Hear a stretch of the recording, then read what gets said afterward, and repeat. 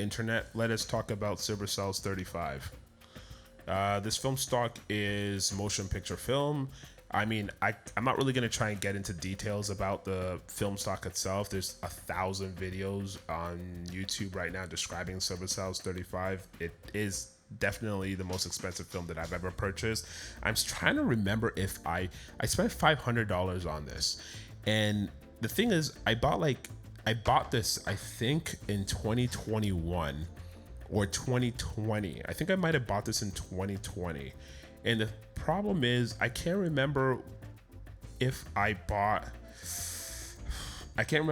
two more canisters, because I ended up spending at least $500 on this. So I'm trying to think to myself, I'm like, where did it where I know it was very expensive, but I'm trying to navigate why I remember it being so expensive. And I should probably have just looked on the website and seen how much they sell it for with shipping and everything. But I did end up spending like $500 on this film stock. And it at the time I bought a lot because it was coming in from overseas, and I wanted to make sure that I was going to have enough to sort of keep shooting. That being said, it is interesting, to say the least, that, like, oh my god, I'm not even in the middle here. It is interesting to say that the film stock in itself, it took me over almost 4 years to finally shoot it.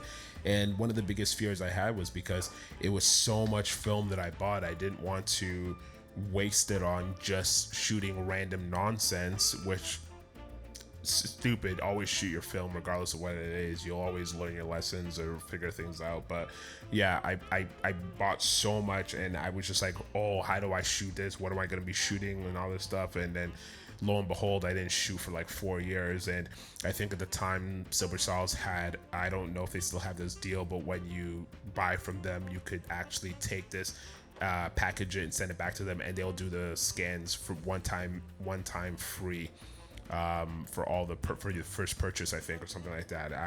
But so yeah, I was kind of waiting to like see what I'm gonna shoot with this, and at the time I was very like, I'm gonna do this, I'm gonna do that, and never did anything. 4 years later, sat in my fridge, did nothing. So I finally, end of the summer, I decided to take this out and shoot some stuff with it. I did the 200 tungsten, which is essentially supposed to be, I think it's a tungsten daylight balance film, so you're more likely to get this like better use out of this during the sunsets, midday kind of shooting, but because then you'll see what happens when you do like a high noon shoot, which I'm not really mad at. I do like what it looks like, but I think it works well because I was at a cottage and there was a lot of these like these greens, and the water off the lake really helped really kind of perpetuate this like saturation of blues. But you'll see. But I didn't really think too much about it because I was just like, I need to try this out and see what it is. And one of the things was, there was nowhere at the time that was actually processing this film. For those who don't know, I think it's a C41 is the most typical type of processing that you get at most photo labs. It's like what everyone does with Kodak 400, Portrait 800, just black and whites, all that stuff. But then when you get into motion picture film, you have to do a different type of processing, and I think I don't know too much about how deep the processing goes, but it's not something that most labs tackle.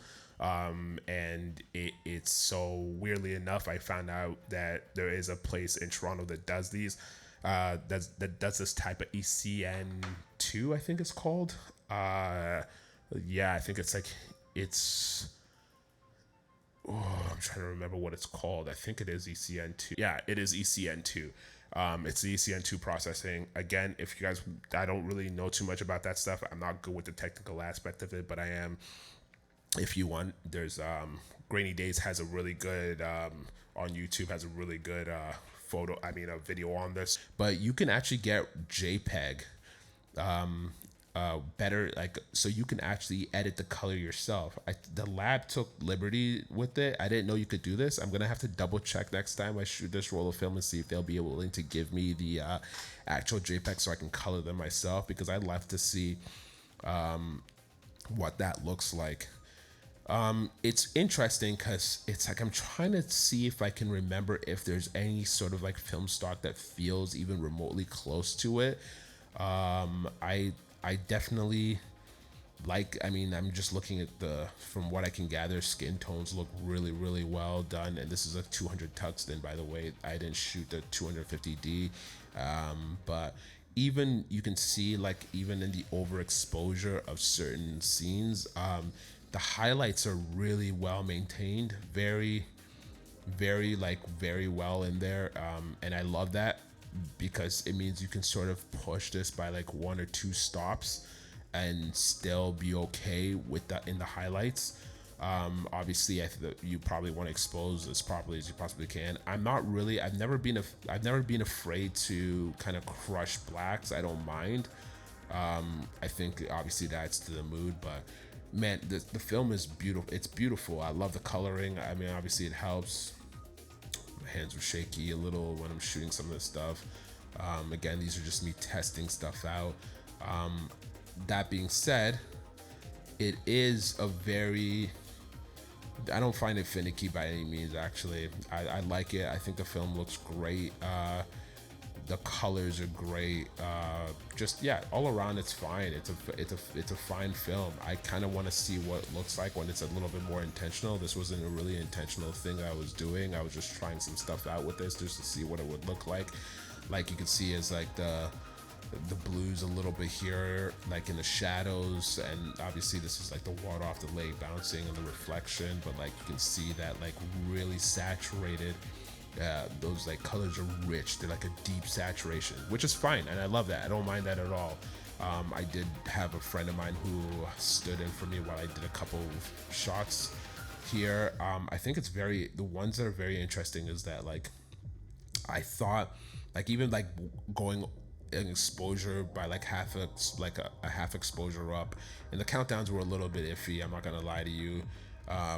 It was pretty annoying because I think a couple of times the little pump ball that I have to hold down kind of got jammed up a little bit, so some photos ended up holding a lot longer than they needed to, but it's a good way to like just test out whether or not like they hold in the highlights, and they did. You know, the color shift is crazy in this bedroom scene, though I will say that it is very interesting to see that green sort of really start to bleed in a little bit while the shadow, and it's like, it's nice. And I think you can obviously fix a lot of this in post if you really wanted to, but I'm somebody that just kind of like, especially with Silver Stars, it doesn't look like it's a film stock that you really necessarily need to like get to like wiry about in post. You can just kind of accept it for what it is. This is probably the best photo I took of like the scenery out there, and I mean, it's not like not composition wise, but just the idea of like, this is a well exposed shot, you know what I mean? And you can sort of see this beautiful, like the coloring, the fall off, everything is just nice. Anyways, I like the film stock. It's fantastic. It's definitely one of the most expensive film stocks I've ever had to spend on as a whole, but it's worth it. And I definitely think, you know, the next time I shoot, I want to definitely try people, because I want to see what that looks like on the skin. I want to try like indirect lighting. I want to try softer lighting. I might actually even set up a whole scene just to do that, just to see what that looks like. But for the most part, everything kind of worked out really well, and I really liked it. So do I think it's worth getting? Yeah, kind of. It depends on what your photography looks like and what you want out of it. I don't know if you'll like really like, you know, Silver Stars' website is a good indicator for, you know, in my personal opinion, for like the shots that they have on their website is hugely like influential for like why I decided to get this film stock. Yeah, go try it out. Silver Stars 35. It's fantastic. I still have 6 more rolls to go, and I'm hoping I'm gonna try and get these in before the winter hits, so that I can at least get like some cooler shots in, and I'll make an update video to the 250D so everyone can see what's going on, and after that we'll see where we go from there. Yeah, I don't know. I talk about photography on this spot. I'm going to be talking about photography on my page. I'm a DJ as well, so I'm going to be talking about music.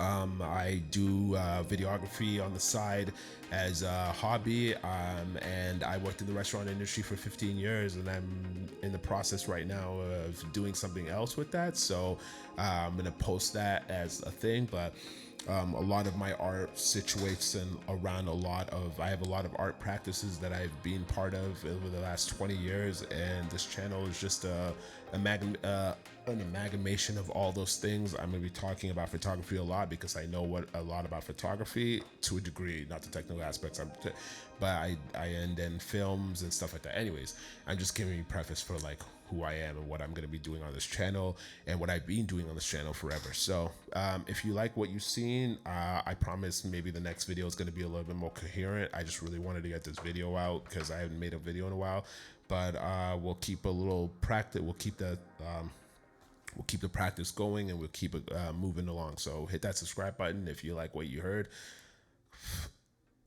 or yeah, hit the like button so people see that it was good. And I'll see you guys on the next one. Oh, that was long.